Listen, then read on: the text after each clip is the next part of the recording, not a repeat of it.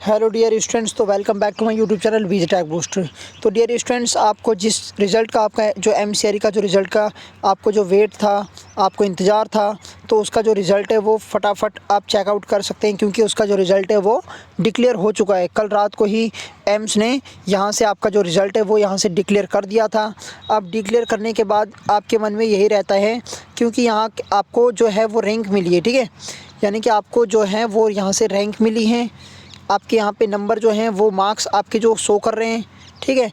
अब इसका क्या सीन है, मतलब ये क्या है और आपका कहाँ तक, कौन सी रैंक तक आपका जो है वो फाइनल सिलेक्शन हो जाएगा, कितना सेफ़ आपके लिए रैंक होगा, है ना। यानी कि इसमें रैंक तो बहुत सारी हैं, यानी कि आप 1 से 6000 के समथिंग, ठीक है, यानी कि 6000 तक आपकी जो है वो रैंक यहाँ पे दे रखी है। अब यहाँ पे कौन सा जो है वो सेफ़ रहेगा, कौन सा नहीं रहेगा, ठीक है, तो इसके ऊपर आज अपन क्या करेंगे, चर्चा करेंगे, ठीक है। तो देखो फ्रेंड्स, क्या है कि जैसे ही 2023 में आपकी जो वैकेंसी आई थी एमसीआरई की, उसमें भी आपको रैंक मिला था, ठीक है। तो रैंक मिलने का फ़ायदा यही है कि आपका जो है वो थोड़ा बहुत इसमें डाउट जो है वो आपकी क्लियर मैं कर देता हूँ, ठीक है। तो देखो फ्रेंड्स, रैंक का मतलब क्या होता है कि आपके यहाँ से जो है कितने नंबर ऑफ़ पार्टिसिपेंट्स थे यहाँ पे, कितने यहाँ पे स्टूडेंट्स थे, तो उन स्टूडेंट्स को मिला के आपकी जो यहाँ पे रैंक दी गई है, ठीक है। तो यानी कि आपका जो रैंक है, जैसे फर्स्ट है किसी का सेकंड है, ठीक है, किसी का 220 है, तो किसी का 1200 कुछ है, ठीक है ना, किसी का आपका 6000 है, ठीक है, किसी का 5995 है। तो ऐसे मतलब बहुत सारी रैंक यहाँ पे आपको दे रखी है, ठीक है। तो उससे बेनिफिट क्या होगा फ्रेंड्स, आपको इसका जो है आकलन करना यहाँ से ईज़िली हो जाएगा। उसके साथ साथ आपको यहाँ पे आपके जो मार्क्स हैं वो शो कर रहे हैं, जैसे कि 323, ठीक है, और 321, 238, 280, 290, तो यानी कि बहुत सारे मार्क्स आपको यहाँ से शो कर रहे हैं, ठीक है।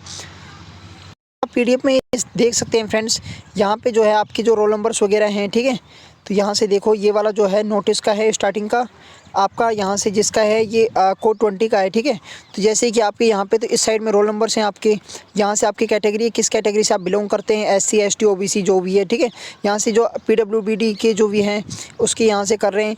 यहाँ से आपका जो जेंडर है, मेल है फीमेल है जो आपका है, तो उसमें यहाँ से ये शो कर रहे हैं। उसके बाद यहाँ से आपको 400 में से, यानी 400 में से आपको कितने मार्क्स यहाँ से आपने ऑब्टेंड किए हैं, आपने गेट करे हैं, तो वही आपके ये दिखा रहा है।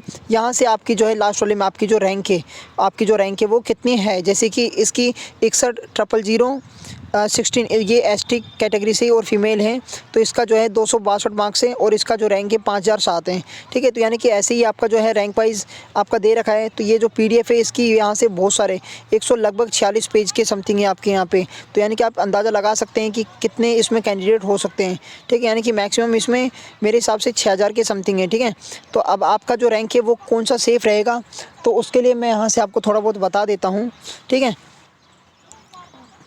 देखो, आपका जो रैंक है, अगर आप यूआर से आते हैं तो लगभग आपका जो है 500 रैंक तक आपका बिल्कुल सेफ़ रहेगा। यानी कि अगर आप यूआर से जनरल से आते हैं तो जनरल में आपका जो है वो 500 रैंक आपका 500 रैंक तक अगर आपका जो बन रहा है इसमें हिसाब किताब, तो आपका जो है लगभग सेफ़ है, ठीक है।